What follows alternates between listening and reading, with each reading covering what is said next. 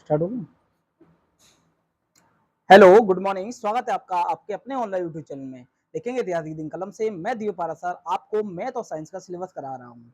जैसा कि आज हमारा कॉन्सेप्ट है वो साइंस का है, और साइंस में आप जानते हो साइंस हमारे 3 पार्ट में डिवाइडेड है। आपकी भौतिक विज्ञान, रसायन विज्ञान और जीव विज्ञान, फिजिक्स, केमिस्ट्री, बायोलॉजी। हमने सबसे पहले जो कॉन्सेप्ट स्टार्ट किया है वो करा है फिजिक्स में, और फिजिक्स सॉरी केमिस्ट्री में। और केमिस्ट्री का पहला चैप्टर है रासायनिक अभिक्रिया एवं समीकरण, केमिकल रिएक्शन इक्वेशन। वो मैंने एक चैप्टर एक ही क्लास में कंप्लीट करा दिया है। तो जिन स्टूडेंट ने वह लेक्चर नहीं देखा है, मैं डिस्क्रिप्शन बॉक्स में उसका लिंक दे दूंगा, वहां से उस वाले लेक्चर को फुल कंप्लीट कर लें। अब ये सेकंड लेक्चर है, सेकंड लेक्चर का नाम है, जो केमिस्ट्री का सेकंड चैप्टर है उसका नाम है अम्ल, क्षार और लवण, एसिड, बेस एंड सॉल्ट। मैं बहुत अच्छी तरह कराऊंगा, जीरो लेवल से हीरो लेवल तक सारे क्वेश्चनों को बारीक से कराऊंगा। और हिंदी और इंग्लिश मीडियम दोनों लैंग्वेज को लेके चलूंगा, वाइड लैंग्वेज पढ़ाऊंगा। तो आप जिस भी मीडियम से हो, चाहे हिंदी मीडियम से हो चाहे इंग्लिश मीडियम से हो, आप अच्छी तरह नोट्स, पेन और पेपर लेके बैठे और अपने नोट्स बनाएं। चलो चलते हैं, क्लास को स्टार्ट करते हैं। चलिए, तो केमिस्ट्री का हमारा सेकंड टॉपिक है, एक सेकंड, अम्ल, क्षार और लवण।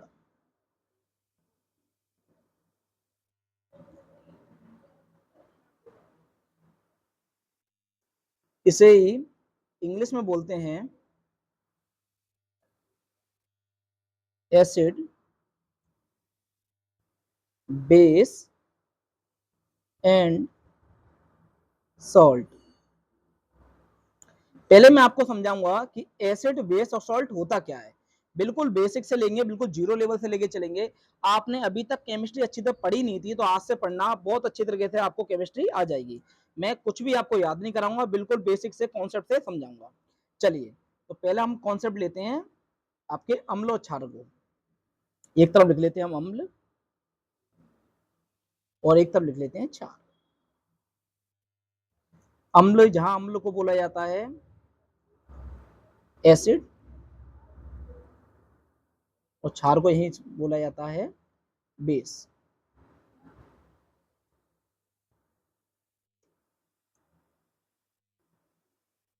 देखिए, अम्ल क्या है? अम्ल तो वो स्वाद में होते हैं खट्टे। अगर अम्ल की बात की जाए तो अम्ल स्वाद में होते हैं खट्टे।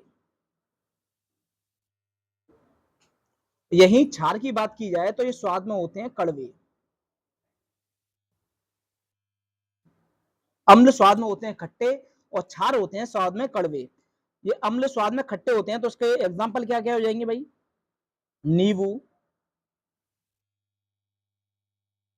इमली,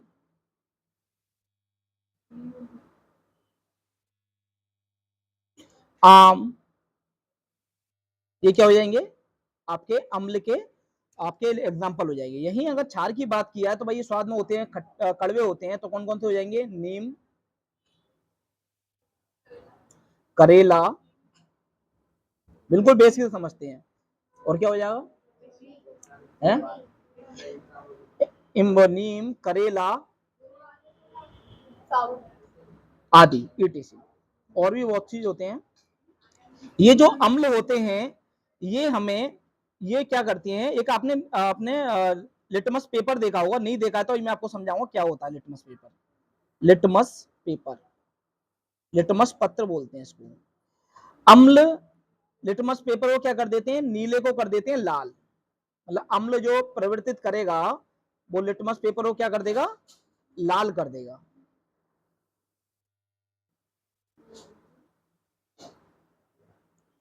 लाल। और क्षार लिटमस पत्र को कर देगा नीला। लिटमस पत्र क्या होता है ये मैं अब आपको बहुत अच्छे से समझाऊंगा। अभी आप अब ये समझें कि अम्ल स्वाद में खट्टे होते हैं, क्षार स्वाद में कड़वे होते हैं। अम्ल के जैसे खट्टे होते हैं तो मैं उनका एग्जांपल दे देंगे, नींबू, इमली, आम, ईटीसी। कड़वे जो क्षार होते हैं वो उनका नीम, करेला, इनका नाम दे देंगे, ये भी ईटीसी और भी होते हैं। और अम्ल लिटमस पत्र को नीले को लाल कर देता है, और क्षार लाल को क्या कर देता है? नीला कर देता है। एक और चीज आपको समझा देते हैं इसमें, अम्ल और क्षार, ठीक है। अम्ल के जहां अम्ल क्या होता है, खट्टा होता है, और क्षार वहां यहाँ क्या होता है, कड़वा होता है। तो उसके एग्जाम्पल तो मैंने आपको बता दिए थे कि भाई अम्ल की क्या हो जाएंगे, इमली हो जाएगा, आम हो जाएगा, और जो भी खट्टे पदार्थ है वो अम्ल कहलाएंगे, और जो कड़वे पदार्थ है वो क्या कहलाएंगे, क्षार कहलाएंगे। इनके एग्जाम्पल पूछे जाते हैं, इनकी जो डेफिनेशन पूछी जाती है अम्ल और क्षार की, तो अम्ल की क्षार की कई सारे आप गुण बता सकते हो कि अम्ल भाई खट्टे होते हैं और क्षार कड़वे होते हैं। अम्ल के एग्जाम्पल बता दिए, क्षार के एग्जाम्पल बता दिए। लेकिन क्वेश्चन पूछा जाता है कि अम्ल की शुद्ध डेफिनेशन क्या है, मतलब प्रॉपर्ली इसकी परिभाषा क्या है। तो आप बोलोगे वे पदार्थ जो जल में घुलकर H प्लस आयन देते हैं, वे पदार्थ जो जल में घुलकर H प्लस आयन देते हैं उन्हें क्या बोलते हैं, अम्ल कहते हैं। जैसे कि HCl है, और जब इसको जल में घोला जाएगा तो H प्लस आयन देगा और क्या देगा, Cl माइनस देगा। इसी प्रकार ये आपके जो क्षार होते हैं, ये क्या होते हैं कि वे पदार्थ जो जल में घुलकर OH माइनस आयन देते हैं, ये H प्लस आयन देंगे, ये OH माइनस आयन देंगे। जैसे कि दे दो NaOH, अगर इसको जल में घोलेंगे तो भाई ये एक तो Na में टूटेगा, ये प्लस OH में टूटेगा। तो जो OH माइनस आयन देते हैं उन्हें क्षार कहते हैं, और जो H प्लस आयन देते हैं उन्हें अम्ल कहते हैं। इनके एग्जाम्पल और भी हो जाएंगे, जैसे कि HCl है, इसका एग्जाम्पल H2SO4 है, HNO3 है। तो ये क्या होते हैं, अम्ल के एग्जाम्पल हैं। और क्षार के NaOH है, CaOH का होल टू-वाइज है, ये क्या हो जाएंगे, क्षार के एग्जाम्पल हो जाएंगे। और ये बाकायदा मैंने आपको अच्छी तरह दिखा दिया है, और बाकी मैं आपको दिखाता हूं इसमें। जैसे कि ये रहा, अब यहाँ पर आगे आपके अम्ल और क्षार दोनों में अंतर, ये मैं पहले चीज बता दी है, अब आपको सिंपल में लिखा हुआ है। जैसे कि अम्ल स्वाद में खट्टे होते हैं, ये मैंने आपको बताया। अम्ल जलीय विलयन में H प्लस आयन प्रदान करते हैं, मतलब ये क्या देते हैं, H प्लस आयन देते हैं। अम्ल नीले लिटमस पत्र को लाल में परिवर्तित कर देते हैं। अब जो लिटमस पत्र वाली बात आ गई, तो मैं आपको एक चीज बताऊं, जैसे कि क्षार वाले, क्षार को देखो, क्षार क्या है, प्राय स्वाद में कड़वे होते हैं, ये जलीय विलयन में OH माइनस आयन देते हैं। क्षार लाल लिटमस पत्र को नीले रंग में परिवर्तित कर देते हैं। अब ये कर रहे हैं नीले में, ये कर, और अम्ल कर रहे हैं, अम्ल कर रहा है लाल में। तो क्वेश्चन आता है कि नीले को लाल में कन्वर्ट कौन करता है, वो क्या है, आपका अम्ल है। और लाल को नीले में कन्वर्ट कौन करता है, क्षार है। लेकिन क्वेश्चन क्या अलग ही क्वेश्चन आ जाता है कि भाई अगर सपोज करो अम्ल नीले को लाल में कर रहा है, तो लाल लिटमस पत्र को किस में कन्वर्ट करेगा, और जो क्षार है ये लाल को नीले में कर रहा है, तो नीले को किस में कन्वर्ट करेगा। तो ध्यान रखना, अम्ल को हमेशा लाल पसंद है भाई, वो हमेशा लाल में कन्वर्ट करेगा। अगर लाल दे रखा है तो अच्छी बात है, नहीं दे रखा तो लाल में कन्वर्ट कर देगा। और इसी प्रकार क्षार को हमेशा नीला पसंद है, अगर कोई दूसरे कलर में है तो वो नीले में कन्वर्ट कर देगा, और नीला में दे रखा है तो बेटा हमेशा नीले में ही रहने देगा वो। Are you clear students.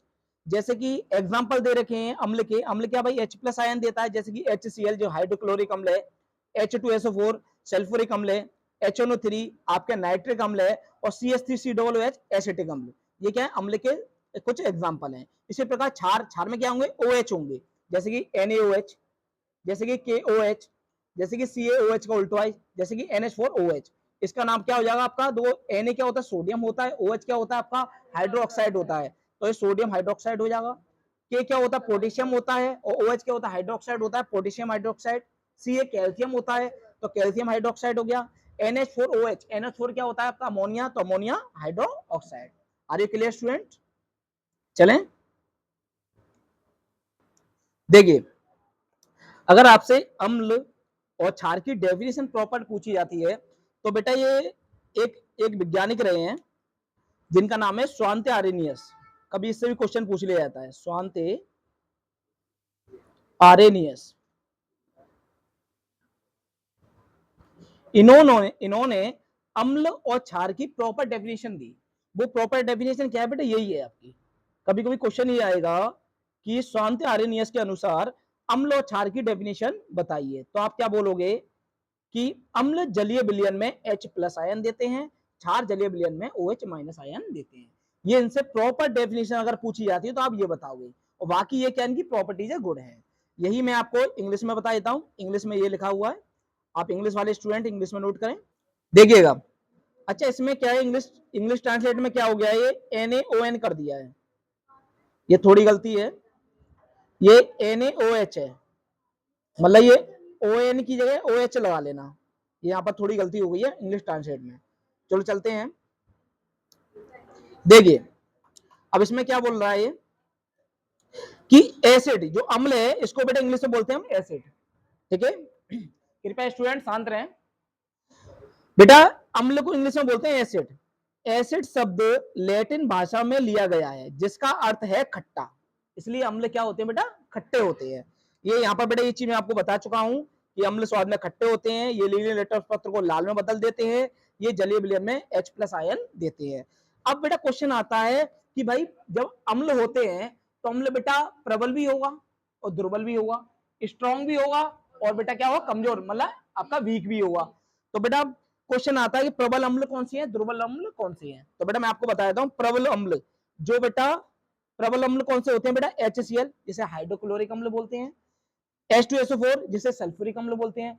अब मेरा क्वेश्चन आपसे ये H2SO4 का बेटा रासायनिक नाम क्या है, ये तो बेटा नाम है, रासायनिक केमिकल नेम क्या है, H क्या है बेटा हाइड्रोजन है, SO4 क्या सल्फेट है, तो हाइड्रोजन सल्फेट। और बेटा ये HNO3 क्या है बेटा आपका नाइट्रिक अम्ल, ये क्या है बेटा आपकी स्ट्रॉन्ग एसिड है, कौन से बेटा स्ट्रॉन्ग एसिड। अब वीक एसिड कौन से बेटा, CH3COOH एसिटिक अम्ल, लैक्टिक अम्ल और ऑक्जेलिक अम्ल। अब बेटा आपको एक होमवर्क मैं आप इसमें देता हूं आपको कि लैक्टिक अम्ल और ऑक्जेलिक अम्ल का आपको फॉर्मूला लिख के लाना है, ठीक है, याद भी करना है। समझ में आ गया। लेकिन क्वेश्चन तो आ गया भाई प्रबल अम्ल कौन से होते हैं, दुर्बल अम्ल कौन से होते हैं, लेकिन इनके डेफिनेशन पूछी है तो क्या बताओगे, क्वेश्चन ये भी तो आता है, कभी क्वेश्चन ये भी तो पूछ सकता है भाई कि उसकी परिभाषा बताइए, प्रबल अम्ल की और दुर्बल अम्ल की परिभाषा बताइए। तो सिंपल सी बेटा एक डेफिनेशन आपको बता रहा हूं जो आपको याद ना करनी पड़ेगी। प्रबल बेटा अम्ल का काम क्या है, जो H+ आयन दे, सही है बेटा। तो बेटा H+ आयन किस में देंगे बेटा, ये जी जल में देंगे, घुल के तो देंगे। तो जो 100% जल में घुलकर अत्यधिक मतलब मोर H+ आयन देगा बेटा वो क्या कहलाएगा, प्रबल अम्ल, स्ट्रॉन्ग एसिड। बेटा अम्ल का सेम फंडा ये है कि बेटा वो क्या देगा, H+ आयन देगा, और जो 100% जल में घुलकर H+ मोर मतलब ज्यादा आयन देगा बेटा वो क्या होगा, प्रबल अम्ल होगा। और जो कम आयन देगा वो क्या होगा बेटा, दुर्बल अम्ल। घुलेगा किसमें, घुलेगा तो जल में ही। इसी प्रकार बेटा आता हमारा एसिड, तो एसिड तो यही है। इसी प्रकार बेटा अभी मैं पढ़ाऊंगा आपको, क्षार भी पढ़ाऊंगा, मतलब आपका बेस, वो भी बेटा आपका स्ट्रॉन्ग होगा और वीक होगा। स्ट्रॉन्ग बेस क्या हुआ, जो OH आयन देगा ज्यादा इसमें जल में घुलकर, और वीक कौन सा हुआ, जो बेटा OH आयन देगा कम जल में घुलकर। सिंपल बात है, सेम जैसे अम्ल के संग है वही बेटा बेस के संग है। तो देखिए तो प्रबल अम्ल कौन से होते हैं, HCl H2SO4 HNO3, ये बेटा आपको याद रखना पड़ेगा। और दुर्बल अम्ल कौन से होते हैं, CH3COOH, लैक्टिक अम्ल जिसे बेटा एसिटिक अम्ल बोलते हैं, CH3COOH को, लैक्टिक अम्ल, ऑक्जेलिक अम्ल, ये क्या होते हैं बेटा आपके दुर्बल अम्ल होते हैं, सही है। अब क्वेश्चन आता है कि सांद्र अम्ल भी होता है और तनु अम्ल भी होता है, मैं इसकी इंग्लिश भी लिख दूंगा, कोई टेंशन वाली बात नहीं है। सांद्र अम्ल क्या है, जिसमें अम्ल अधिक मात्रा में हो जबकि जल अल्प मात्रा में हो। अब बेटा ये अम्ल है बेटा वो तो होगा तो वाटर में ही, पानी में होगा, जल में ही घुलेगा बेटा।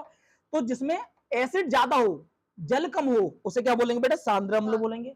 जिसमें एसिड कम हो जल ज्यादा हो उसमें उसे क्या बोलेंगे, तनु अम्ल बोलेंगे। बात सही है नहीं सही है। और यही बेटा आपका इंग्लिश में ये लिखा हुआ है, देखो ये वर्ड ये आपका इंग्लिश में लिखा हुआ है, ठीक है। तो जो स्टूडेंट नोट करना चाहते हैं नोट कर लें, इसका स्क्रीनशॉट ले लीजिए। चलिए तो नेक्स्ट चलते हैं कॉन्सेप्ट की ओर, क्षार। ये क्षारक क्या होता है, ये मैं आपको पहले बता चुका हूं कि क्षारक क्या होते हैं, ये स्वाद में कड़वे होते हैं, ये लाल एटम्स को नीले में बदल देते हैं, ये जलीय विलयन में OH- आयन देते हैं। अब आते हैं तो प्रबल क्षार और दुर्बल क्षार, जैसे कि प्रबल अम्ल थे दुर्बल अम्ल थे, इसी प्रकार प्रबल क्षार और दुर्बल क्षार भी आ गए। तो दो प्रबल क्षार क्या होते हैं, NaOH sodium hydroxide, KOH potassium hydroxide, CaOH का whole two I calcium hydroxide, ठीक है। अच्छा आपके मन में क्वेश्चन आ रहा होगा कि भाई अब Na है और OH था और ये मिलकर बन गए हमारे NaOH, ठीक है। ऐसे के था पोटेशियम था, OH आपका हाइड्रोक्साइड था तो बन गया ये KOH। इसी प्रकार ये कैल्शियम है Ca और OH है हाइड्रोक्साइड, तो CaOH क्यों नहीं बना, ये होल्टाइज क्यों हुआ, क्योंकि बेटा इसकी +2 होती है ऑक्सीडेशन नंबर, उसकी -1 होती है, क्रॉस मल्टीप्लाई होंगे तो बनेगा CaOH का होल ट्वाइस। तो ये केमिकल नेम, केमिकल फॉर्मूला ये बनते हैं उससे ऑक्सीडेशन नंबर से, जिसे आप बैलेंस भी कभी कभी बोल देते हो। ठीक है, तो भाई प्रबल क्षारक क्या होते हैं? NaOH, KOH, CaOH का होल ट्वाइस। और दुर्बल क्षारक कौन से होते हैं? NH4OH, मतलब अमोनियम हाइड्रो ऑक्साइड। अब कभी कभी डेफिनेशन पूछ लिया जाता है प्रबल क्षारक और दुर्बल क्षारक क्या है। जैसे कि मैंने आपको बताया कि प्रबल अम्ल और दुर्बल अम्ल, अम्ल क्या देते हैं भाई? H+ आयन देते हैं। जो जल में घुलकर ज्यादा H+ आयन दे उसे प्रबल अम्ल कहते थे, और जल में घुल के जो कम H+ आयन दे उसे दुर्बल अम्ल कहते थे। इसी प्रकार क्षारक को बोल दो बेटा, जो जल में घुलकर पूर्णतः टूटकर OH ज्यादा दे बेटा आयन, उसे बेटा क्या कहेंगे? आपका प्रबल क्षारक बोलेंगे, क्षार बोलेंगे। और जो कम दे बेटा OH, उसे क्या बोलेंगे? दुर्बल क्षार बोलेंगे। इसी प्रकार देखो बेटा, ये क्षार की तो डेफिनेशन दे रखी है, जल में घुलनशील क्षारक को क्षार कहते हैं। तो बेटा क्षारक क्षारक में ज्यादा अंतर नहीं है। जल में अगर क्षारक घुल जाता है बेटा तो उसे क्या बोल देते हैं? क्षार कह देते हैं। ये एग्जांपल है NaOH, KOH, MgOH का उल्टा है। अब डियर माय स्टूडेंट, ये बताओ MgOH का उल्टा ये क्या चीज है बेटा? Magnesium hydroxide. Very good. अब बेटा क्वेश्चन आता है, हमने अम्ल बताया, क्षार बताया, तो सर लवण भी बता दीजिए, साल्ट क्या होता है? तो बेटा लवण क्या होता है? जो अम्ल और क्षार, जो अम्ल और क्षार, इन दोनों की बेटा परस्पर क्रिया होती है तो बेटा बन जाता हमारा लवण, साल्ट बन जाता है। जैसे बेटा डेफिनेशन दे रखी है, लवण अम्ल व क्षारक की परस्पर क्रिया से प्राप्त होता है, जिसे बेटा लवण कहते हैं। अभी मैं आपको रिएक्शन समझाऊंगा, बहुत अच्छी तरह समझाऊंगा। अभी बस नॉर्मली आप समझ लो, जैसे NaCl, KCl, ये क्या है बेटा? आपके क्या बेटा? लवण है, साल्ट है। सही है। इसका इंग्लिश वर्जन ये रहा। ठीक है, तो पहले हिंदी वर्जन का आप स्क्रीनशॉट ले लीजिए। चलिए इसका इंग्लिश वर्जन देख लीजिए, ये इसका इंग्लिश वर्जन है, इसका नोट कीजिए। देखिए, चलो चलते हैं नेक्स्ट कॉन्सेप्ट की ओर। और नेक्स्ट कॉन्सेप्ट हमारा क्या है? Litmus paper. जो आपका क्वेश्चन था, अब आए नहीं बेटा, लिटमस पेपर। अभी बेटा मैं समझाता हूं आपको, लिटमस पेपर क्या है। अब आए नहीं बेटा, लिटमस पेपर जो मैं आपको बता रहा था कि लिटमस पेपर को बेटा जो अम्ल क्या कर देता है बेटा? लाल कर देता है, और क्षार क्या हो जाता है बेटा? वो नीला हो जाता है। वही लिटमस पेपर बेटा कहां से प्राप्त होता है ये समझो। लिटमस विलयन बैंगनी रंग का रंजक होता है, जो थैलाफाइटा समूह के लीचेन पौधे से निकाला जाता है। बहुत से इसे लाइकेन भी बोलते हैं और लीचेन भी बोलते हैं। हिंदी में से लीचेन बोला जाता है और इंग्लिश में से लाइकेन बोला जाता है। ये लाइकेन का पौधा है डियर, इसे देखो जरा गौर से देखिए इसे, ये है लाइकेन का पौधा, और इसी से बेटा आपका लिटमस पत्र बनाया जाता है। तो बेटा प्रकृति से प्रदान है नहीं, ये प्रकृति मतलब हमें नेचर से मिला है नहीं, समझ में आ गया? एक सेकंड ये हटा देते हैं, फालतू चीज आ जाती है तो उसमें समय बर्बाद ना करें। तो बेटा ध्यान रखना, लिटमस पेपर एक पेपर होता है जो कि बेटा किससे बनाया जाता है? लाइकेन के पौधे से, जो किस समूह का होता है? थैलाफाइटा समूह का। इतना ही क्वेश्चन आएगा आपका कि जो आपका लिटमस पेपर है किससे बनाया जाता है? लाइकेन पौधे से, जो कि कौन से समूह का होता है? थैलाफाइटा समूह का होता है, थैलाफाइटा ग्रुप का होता है। दो बेटा इंग्लिश, थैलेफाइटा, थैलाफाइटा वो कोई दिक्कत नहीं है। अब देखो बेटा, इसमें बेटा इंग्लिश में लिखा हुआ litmus solution is a purple coloured dye which is extracted from lichen plant of the thallophyta group. Are you clear student? चलो आगे की ओर चलते हैं। अच्छा आप नोट करोगे? चलो चलो चलिए क्लास को आगे लेके चलते हैं। अब देखिए, अब यहां पर होते हैं सूचक, जिसे बेटा इंग्लिश में बोलते हैं इंडिकेटर। इंडिकेटर ये क्या होते हैं? सर वो इंडिकेटर होता है या गेटर होता है? इंडिकेटर, गेटर होता है। हाँ ठीक है। जो आपके गाड़ी के इंडिकेटर होते हैं, क्या कहते हैं कि लेफ्ट मुड़ना है या राइट मुड़ना है, मतलब एक सूचना देते हैं। तो बेटा इनको बेटा सूचक कहते हैं। अब सूचक बेटा 3 प्रकार के होते हैं, तो बात को समझना। एक होता है प्राकृतिक सूचक, जो बेटा प्रकृति द्वारा मिलता है, मतलब प्रकृति ने जिसको दिया है। जैसे कि लिटमस पत्र जो लाइकेन पौधे से मिलता है, लाइकेन पौधा बेटा प्रकृति ने दिया है, हमने नहीं बनाया है। ठीक है, लाल पत्ता गोभी जो बेटा एक पौधा होता है, ये गोभी होती है, जैसे हमारे यहाँ हरी गोभी होती है, ऐसे बेटा लाल पत्ता गोभी होती है। और हल्दी ये बेटा प्रकृति द्वारा प्रदान है, मतलब प्रकृति नेचर ने दिया है, उसे बेटा क्या बोलते हैं? प्राकृतिक सूचक। इसी प्रकार बेटा आते हैं संश्लेषित जो कृत्रिम सूचक जो मानव द्वारा बनाए गए हैं, जैसे कि लिखा हुआ है मानव निर्मित, जो बेटा मेड बाय ह्यूमन, मानव द्वारा बनाए गए हैं, जैसे कि मेथिल ऑरेंज, फिनोप्थेलिन। अभी मैं आपको समझाऊंगा मेथिल ऑरेंज क्या होता है, फिनोप्थेलिन क्या होता है, चिंता ना करें। और तीसरा होता है गंधीय सूचक, जिसकी बेटा स्मेल से हम पता लगाते हैं, जैसे कि प्याज, वनीला का रस और लौंग तेल। अब ये क्या करते हैं, ये सूचक क्या है बेटा, जो अम्ल और क्षार को बताते हैं। सूचक का काम क्या बेटा, जो अम्ल और क्षार को बताते हैं। जैसे कि अभी मैंने पहला वाला दिया था आपको, लिटमस पत्र। लिटमस पत्र बेटा क्या करता है, जब अम्ल में आएगा तो लाल कर देगा और क्षार में आएगा तो बेटा नीला कर देगा। इसी प्रकार बेटा और भी ये लाल पत्ता गोभी, हल्दी, यही बेटा कोई ना कोई रंग प्रदान करते हैं, चेंज होते हैं। तो बेटा मैं वो आपको अच्छी तरह समझाता हूं। देखिए, तो पहले इसको किसी को स्क्रीनशॉट लेना है, स्क्रीनशॉट ले लीजिए इसका। देखिए सूचक, जैसे कि मैंने आपको बताया इंडिकेटर है बेटा ये, और इसका काम क्या है, सूचना पहला पहुंचाना। सूचने का मतलब, सूचक का मतलब होता है, कभी क्वेश्चन आगा व्हाट इज इंडिकेटर, मतलब सूचक किसे कहते हैं। तो आप सिंपल सी बात बोलना, जो अम्ल और क्षार को बताए, जो अम्ल और क्षार की सूचना दे, उसे क्या बोलते हैं, सूचक कहते हैं। अब सूचक कितने प्रकार के होते हैं, 3 प्रकार के। प्राकृतिक सूचक, प्राकृतिक सूचक क्या होते हैं, जो प्रकृति से प्रदान है, ठीक है ना। दूसरा होता है कृत्रिम सूचक, जो मानव द्वारा बनाए गए हैं। और गंधीय सूचक, जिसकी गंध से पहचान कर सकते हैं हम कि वो अम्ल है या क्षार है। इनके टाइप लिखे हुए हैं। ये इंग्लिश कॉन्सेप्ट था, हिंदी में कॉन्सेप्ट ये दे रखा, नहीं सॉरी, हिंदी कॉन्सेप्ट था, इंग्लिश में कॉन्सेप्ट ये दे रखा। तो इंग्लिश वाले स्टूडेंट यहां से नोट कर लें। चलिए देखिए, सूचक के प्रकार, सूचक के नाम, रंग गंध में परिवर्तन अम्ल के साथ और बेटा क्षार के साथ, समझना बात को। जैसे ही प्राकृतिक सूचक, प्राकृतिक सूचक में मैंने आपको बताया लिटमस पत्र, लाल पत्ता गोभी और हल्दी। अब देखो ये अम्ल के साथ और क्षार के साथ कैसा बिहेव करेंगे, ये बात को समझने की कोशिश करना। जैसे कि मैंने आपको बताया लिटमस पत्र अम्ल के साथ क्या कर देता है, लाल कर देता है, और क्षार के साथ क्या कर देता है बेटा, नीला। इसी प्रकार लाल पत्ता गोभी है, क्वेश्चन आएगा लाल पत्ता गोभी क्या अम्ल के संग कैसा रंग कलर करती है और क्षार के संग कौन सा कलर करती है। तो बेटा अम्ल के संग करेगी ये भी लाल करेगी, लेकिन क्षार के संग क्या करेगी, हरा।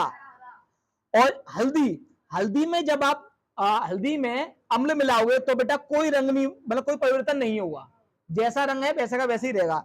लेकिन क्षार के संग क्या हो जाएगी, वो लाल हो जाएगी। जैसे कि आपने देखा होगा, आपके जब कपड़े गंदे हो जाते हैं, ठीक है ना, तो उसमें आप हल्दी हल्दी मिलाते हो, तो हल्दी तो मिलाते, हल्दी वाले कपड़े होते हैं आपके, उसको बेटा जब आप साबुन से रगड़ते हो, साबुन बेटा किस में आ जाएगा, क्षार में आ जाएगा। साबुन से रगड़ते हो या उसमें कोई डिटर्जेंट पाउडर मिलाते हो, तो बेटा आप देखो वो बेटा वो हल्दी वाला कलर बेटा लाल रंग में चेंज हो जाता है, क्योंकि उसकी अभिक्रिया किसके संग हो गई बेटा, क्षार के संग हो गई। समझ में आ गया नहीं आ गया। तो हल्दी अम्ल के संग तो कोई परिवर्तन नहीं करती है बेटा, लेकिन क्षार के संग क्या हो जाएगी, लाल हो जाएगी। इसी प्रकार कृत्रिम सूचक जो मानव द्वारा निर्मित है, जो मेड बाय ह्यूमन, ह्यूमन ने बनाए हैं, मेथिल ऑरेंज और आपको फिनोप्थेलिन। क्वेश्चन आ रहा है मेथिल ऑरेंज कैसे बनता है, मतलब अम्ल के संग कैसा बिहेव करता है, लाल बन जाता है, और क्षारक के संग कैसा हो जाता है, पीला। ये होता क्या है मेथिल ऑरेंज? मेथिल ऑरेंज ये बेटा मैं आपको ही बताऊंगा, ये मानव द्वारा बनाया गया है। अभी मैं दिखाऊंगा इसका, ये होता है पाउडर होता है, मेथिल ऑरेंज बेटा पाउडर होता है। जैसे आपने देखा ना पाउडर, आपने नॉर्मली आप घरों में यूज करते हो, जैसे कि मतलब गेहूं का पाउडर या किसी का चावल का पाउडर, आटा होता है। इसी पर हाँ आटा, ठीक है ना। इसी प्रकार जो फिनोप्थेलिन है बेटा, ओनली से ओनली क्वेश्चन पूछा जाएगा, क्या पूछा जाएगा कि मेथिल कहते हैं आपके अम्ल के संग क्या बिहेव करता है, क्षार के संग क्या बिहेव करता है। तो मेथिल ऑरेंज है बेटा, अम्ल के संग लाल हो जाता है और क्षार के संग क्या हो जाता है, पीला। ओनली ये क्वेश्चन पूछा जाएगा, ये नहीं पूछा जाएगा मेथिल ऑरेंज होता क्या है, ठीक है ना। और फिनोप्थेलिन ये अम्ल के संग तो बेटा रंगहीन, मतलब कोई रंग नहीं होता इसका, पारदर्शी रहेगा, ठीक है, ट्रांसपेरेंट। और क्षार के संग क्या हो जाएगा, ये गुलाबी। बात सही है। इसी प्रकार गंधी के सूचक जो बेटा हमारा है प्याज का रस, ये बेटा अम्ल के संग तीक्ष्ण गंध देगा, बहुत तेज गंध देगा, आंखों में आंसू आएगा। और क्षार के संग कोई गंध नहीं होगी। इस वनीला का रस समान गंध रहती है, जैसी है वैसी की वैसी रहेगी, क्षार के संग कोई नहीं, कुछ नहीं होगा इसमें। और इसी प्रकार लौंग का रस समान गंध रहती है, और क्षार के संग इसमें बेटा एक चीज दिख रही है, क्षार के संग बेटा कोई परिवर्तन नहीं होगा। ये जो आपके गंधीय सूचक है इसमें क्षार के संग कोई परिवर्तन नहीं होगा, ये बात का ध्यान रखना। अम्ल के संग क्या होगा, इसमें तीक्ष्ण गंध रहेगी और इन दोनों में समान रहेगी। Are you clear student. और यही आपका इंग्लिश वर्जन ये रहा, इंग्लिश में जैसे हिंदी इंग्लिश में इसमें ज्यादा अंतर तो है नहीं, तो इंग्लिश में हिंदी में ही रख दिया मैंने। इसका एक बार आप स्क्रीनशॉट ले लीजिए। चलो आगे की ओर चलते हैं। अब हमारा नेक्स्ट कॉन्सेप्ट आता है पीएच पैमाना। जैसे कि मैंने आपको बताया, डियर माय स्टूडेंट जरा ध्यान से सुनिए, मैंने आपको बताया एक तरफ आपका अम्ल था और एक तरफ था आपका क्षार। अब पीएच पैमाना क्या है?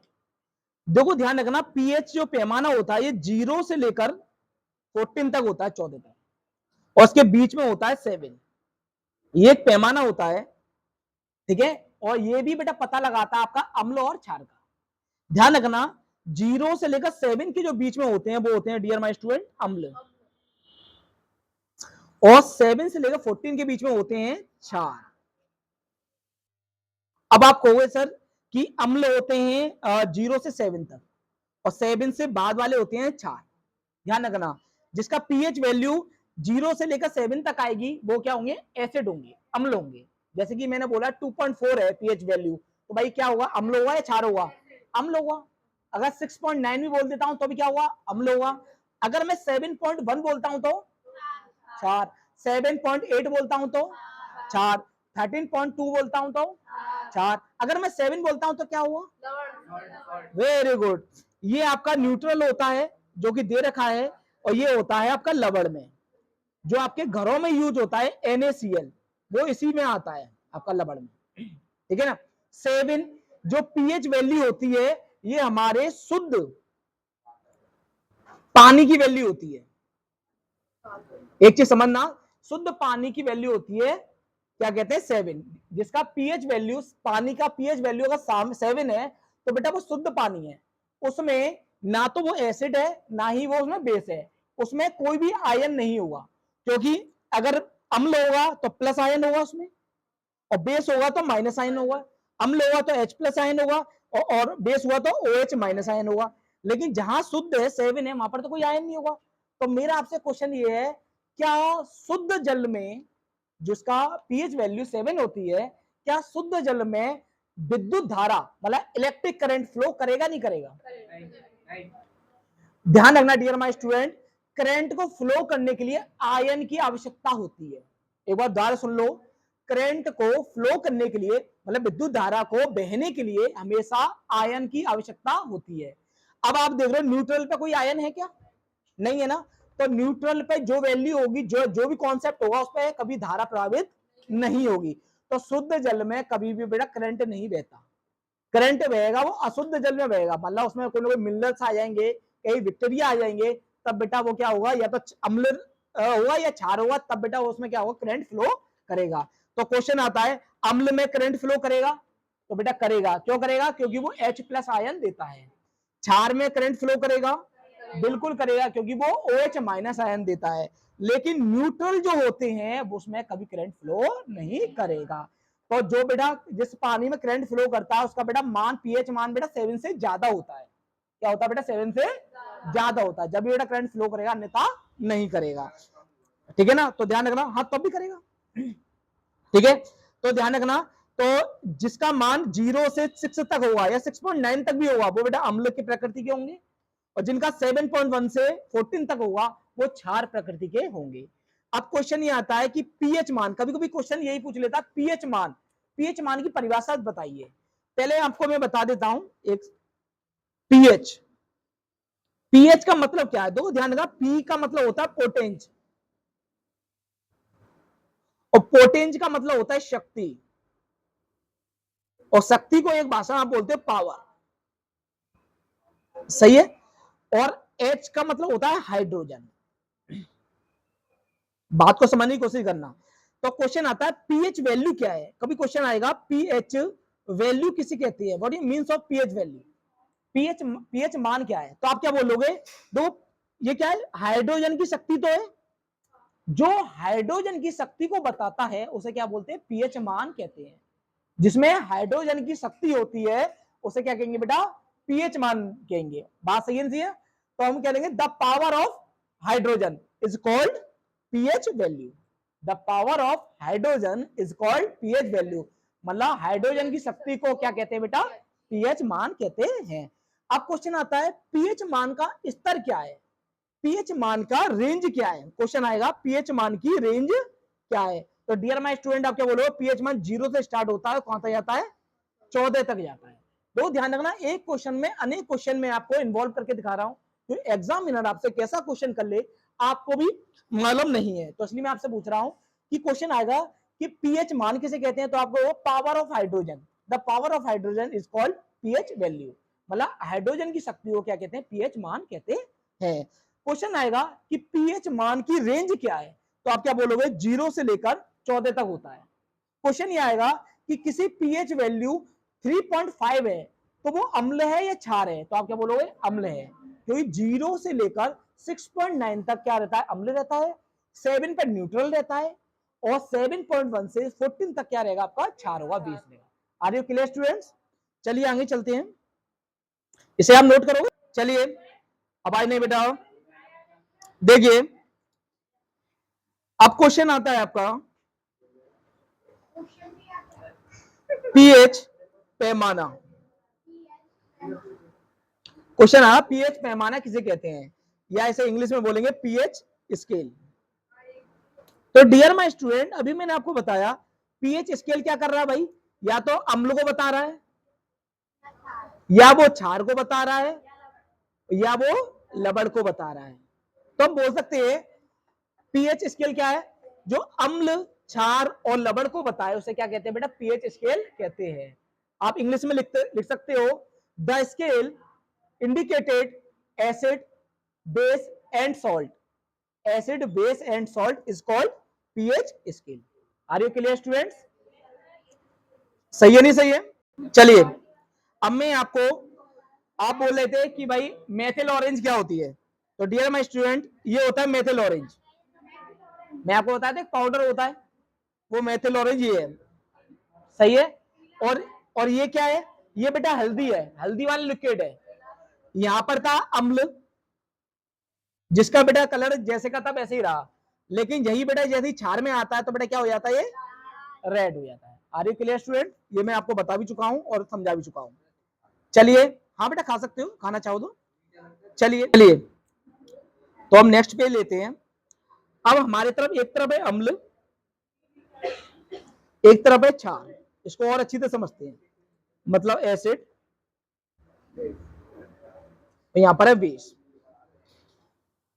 अब क्वेश्चन आता है कि भाई अम्ल और क्षार की किससे अभिक्रिया करें, धातु से, धातु से अभिक्रिया कराते हैं, मतलब मेटल से अभिक्रिया कराएंगे तो क्या क्या बनेगा, तो मैं आपको बहुत अच्छा कॉन्सेप्ट दे रहा हूं, एक ही बार में क्लियर हो जाएगा। देखो अम्ल का जब धातु से अभिक्रिया होगी तो हमेशा एक तो लवण बनेगा और दूसरा हाइड्रोजन गैस क्या होगी, मुक्त होगी। इसी प्रकार क्षार की धातु से अभिक्रिया होगी तो वहां पर भी बेटा लवण बनेगा और क्या होगा, हाइड्रोजन गैस मुक्त होगी। तो सिंपल सी एक बात है भाई, चाहे अम्ल हो चाहे क्षार हो, हमें एक चीज याद नहीं करनी है, चाहे वो अम्ल दे चाहे वो क्षार दे, हमेशा यह क्रिया धातु से के संग होगी, चाहे अम्ल की हो चाहे क्षार की हो, हमेशा एक तो लवण बनेगा और दूसरा क्या बनेगी बेटा, हाइड्रोजन गैस बनेगी। जैसे कि मैं आपको दिखाता हूं, यहां पर देखो धातु के साथ अभिक्रिया मतलब बेटा रिएक्शन विद मेटल, अम्ल के साथ मतलब विद एसिड, इसे बेटा इंग्लिश में लिख लिया विद एसिड, और क्षार के संग होगी तो विद बेस। अब मैंने आपको बताया अम्ल की धातु के संग अभिक्रिया होगी तो मैंने आपको बताया था लवण बनेगा प्लस हाइड्रोजन गैस मुक्त होगी, और क्षार की भी धातु के संग अभिक्रिया होगी तो बेटा लवण बनेगा और हाइड्रोजन गैस मुक्त होगी। मैं आपको अच्छी तरीके से रिएक्शन के द्वारा समझाता हूं, इस रिएक्शन को बाद में दिखाता हूं, पहले मैं आपको समझाता हूं एक और। जैसे कि मैंने आपको बताया अम्ल धातु की अम्ल के संग अभिक्रिया करा रहे हैं हम, तो मैंने आपको बताया कि लवण बनेगा प्लस हाइड्रोजन गैस मुक्त होगी। जैसे कि बेटा हम अम्ल धातु ले लेते हैं जिंक Zn, और अम्ल ले लेते हैं हम HCl। तो सिंपल वाली बात है, पहले तो मैंने आपको बताया भाई ये क्या है, धातु है और ये क्या है, अपना अम्ल है। तो पहले तो हाइड्रोजन गैस तो पहली निकलेगी, तो हम पहली निकाल देना भाई, हाइड्रोजन गैस हमने पहली निकाल दी, ठीक है ना, हाइड्रोजन से निकल गई, तो ये हाइड्रोजन गैस तो भाई पहली निकल गई। अब Zn की क्या होगी, Cl से होगी, तो Zn की Cl से होगी तो क्या बनेगा, ZnCl2, क्योंकि बेटा Zn को एक तरफ रखो, Cl को एक तरफ रखोगे, Zn की +2 ऑक्सीडेशन नंबर होता है और Cl का -1 होता है, क्रॉस मल्टीप्लाई होगी तो 1 इधर आएगा तो Zn 1 हो जाएगा और Cl पे क्या पहुंच जाएगा, 2 पहुंच जाएगा, और 1 का कोई मान नहीं होता, ZnCl2, तो ये ZnCl2 बेटा ये क्या हो गया, लवण, क्या हो गया बच्चे, लवण, और ये हाइड्रोजन गैस है ही है। तो मैंने आपको बताया जब धातु की अभिक्रिया अम्ल के संग होती है तो क्या बनेगा, लवण बनेगा, प्लस क्या बनेगा, आपको हाइड्रोजन गैस बनेगी। एक और समझो, अब मैं अब करा रहा हूं क्षार की अभिक्रिया धातु के संग करा रहा हूं। अब मैं एक ही ले रहा हूं, तो बेटा हमने बताया कि लवण बनेगा प्लस हाइड्रोजन गैस मुक्त होगी। तो धातु हम ले ले रहे हैं, जिंक द्वारा ले लेते हैं बेटा, और क्षार ले लेते हैं हम सोडियम हाइड्रोक्साइड NaOH, OH है भाई इसमें, करा दें। तो डियर माय स्टूडेंट, पहले तो आपको कुछ नहीं सोचना, पहले तो आपको ये देखना है कि भाई हाइड्रोजन गैस मुक्त होगी। मैं थोड़ा कलर को चेंज कर लेता हूं, इससे इंप्रेशन अच्छा पड़ेगा। तो हाइड्रोजन गैस तो हमने मुक्त कर दी भाई, अब बचेगा क्या, अब बचेगा, एक सेकंड में उस वाले को बैलेंस किया था नहीं किया था मैंने, एक बार उसको देख लेते हैं, इसको हमने बैलेंस करा नहीं करा, एक बार देख लेते हैं। हाँ, इसको पहले बैलेंस भी तो कर लें, जिंक एक बैलेंस एक नहीं है, हाँ तो बैलेंस कर लेते हैं पहले इसको, सॉरी थोड़ी गलती हो गई। यहाँ पर हमारा Zn प्लस HCl ये बना है हमारा कि ZnCl2 प्लस हाइड्रोजन H2। तो डियर माय स्टूडेंट, इस वाले क्रम में देखो और इस वाले क्रम में देखो, तो हमने देखा कि हाइड्रोजन कितने हैं यहाँ पर, 2, मैं यहाँ पर कलर चेंज कर लेता हूँ, हाइड्रोजन हमारे 2 हैं, तो यहाँ पर हम हाइड्रोजन 2 कर दें। अब हाइड्रोजन 2 हो गए तो क्लोरीन भी 2 हो गए, क्लोरीन पहले से 2 है, जिंक 1 है, जिंक 1 है, तो हमारी बैलेंस हो गई, सही है। चलो आगे वाले पे चलते हैं, अब इस वाले को देखते हैं। अब यहाँ पर हमने देखा कि एक तो हाइड्रोजन बना, प्लस क्या बनेगा डियर माय स्टूडेंट, एक लवण बनेगा, तो जिंक की अभिक्रिया किससे हो जाएगी, 2, अब बचा कितना, 2, हमारे पास जिंक बचा, सोडियम बचा और ऑक्सीजन बचा, तो हाइड्रोजन यहाँ पर कितने, 2 है, तो हमें 2 तो लगाने पड़ेंगे इधर बैलेंस करने के लिए। तो आप देखोगे सोडियम कितने हो गए, 2 हो गए, और हाइड्रोजन यहाँ पर कितने हैं, 2 हैं, तो 2 तो पहले ही हो गए। ऑक्सीजन, अच्छा जिंक कितना बचा भाई, 1, और ऑक्सीजन भी कितने भाई, 2 है ना यहाँ पर, ऑक्सीजन कितने हुए, 2 हो गए। तो बेटा इसका नाम याद रख लेना, ये क्वेश्चन बहुत आता है, इसका नाम है सोडियम जिंकेट। सोडियम जिंकेट बनता कैसे है मैंने आपको सिखा दिया, इसमें जिंकेट, इंग्लिश में हिंदी में नाम सेम ही है, इंग्लिश में लिख लेना सोडियम जिंकेट। क्वेश्चन आता है सोडियम जिंकेट का फॉर्मूला क्या है, तो Na2Zn O2, ये सोडियम जिंकेट का है। ये क्या है, अम्ल है, क्षार है, लवण है, लवण है, क्यों लवण ही बनेगा, क्योंकि भाई क्षार की अभिक्रिया धातु के संग होगी तो क्या बनेगा, लवण, तो ये क्या बेटा, लवण है, एक क्या बेटा, सोल्ट है। आर यू क्लियर स्टूडेंट, चले बेटा, तो मैं यही बेटा मैंने आपको दिखाया है यहाँ पर, देखिए देखिए, तो अम्लों के साथ अभिक्रिया और क्षारक के साथ अभिक्रिया, अम्ल धातु के संग अभिक्रिया करेगा तो लवण बनाएगा, हाइड्रोजन बनाएगा, जैसे कि बेटा HCl की अभिक्रिया जिंक से कराई तो जिंक क्लोराइड बना प्लस हाइड्रोजन गैस बनी। यही क्षार की अभिक्रिया धातु से करा रहे हैं, क्षार हमारा NaOH है, जिंक लिया हमने तो बना सोडियम जिंकेट, यही फॉर्मूला लिखा था मैंने, और प्लस क्या बनेगा आपका, हाइड्रोजन गैस बनेगा।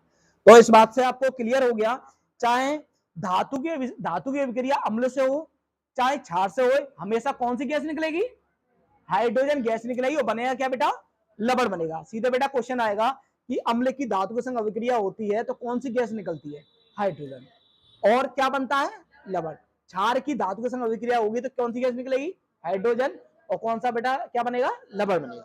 आर यू क्लियर स्टूडेंट, आगे चलें, या एक बार स्क्रीनशॉट लोगे, इसका स्क्रीनशॉट ले लीजिए आप, क्लास आगे की ओर लेके चलते हैं। अब आई नहीं डियर माय स्टूडेंट्स, दो ये समझा दिया है। अब देखिए मैंने आप, आवाज नहीं देखिए,